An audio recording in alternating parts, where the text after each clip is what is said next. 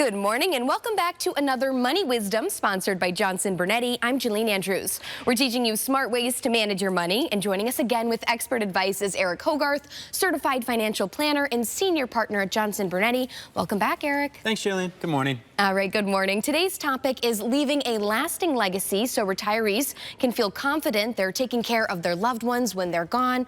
Starting with this, our first bullet here is don't leave it to chance. People shouldn't assume things will happen the way they want them to. Yeah, you need a will, right? The basics of it is, and a lot of people don't. Most people entering or approaching retirement don't have a will. And they're like, I didn't save this money to make my kids rich. And I get that. You might have a unique situation where you have maybe someone who's getting aid or getting special benefits, and if you leave them money, it's going to be disastrous. So if you don't plan for that, you could not only not help them, you could hurt them. So have these conversations, have a plan, because maybe the two of you want different things. So you need a will. Absolutely. Our second bullet here is estate planning is key to a comprehensive plan. Tell me about estate planning. You're probably not going to spend all the money. I hope you do, right? And that's what most folks coming in are saying, is that I want to make sure we have enough money to do everything we want to do for as long as we're both here, and if there's anything left, have it go to the kids.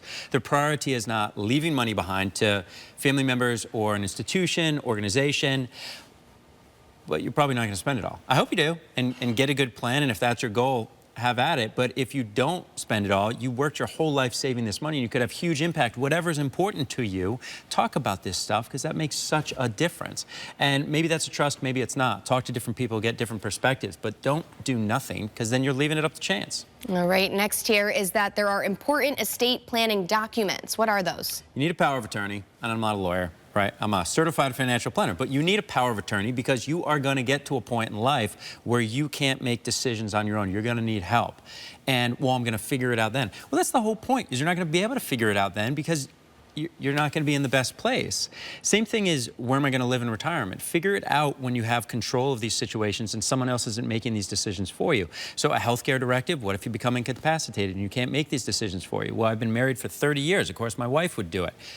Maybe not, right? Get the documents in order. It doesn't cost a lot of money. Don't go do it on your own on the internet.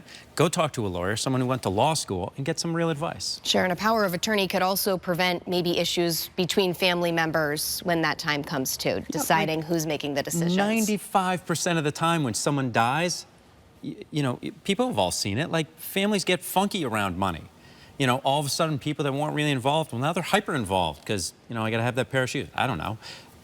Just figure it out beforehand. You've taken control of so much of this stuff. This is an important part of it. It's not the most fun conversation, but it's a really important one, and get some advice on it. Absolutely. And our last bullet here is to revisit that estate plan regularly. Yeah, just like retirement planning. I mean, you've got to have a plan, and then you got to check in from time to time to make sure, even if your life is not different. You know, I talk to people, I'm like, do you have a will? And they're like, well, we got a will when our kids were born. But now they're grandparents.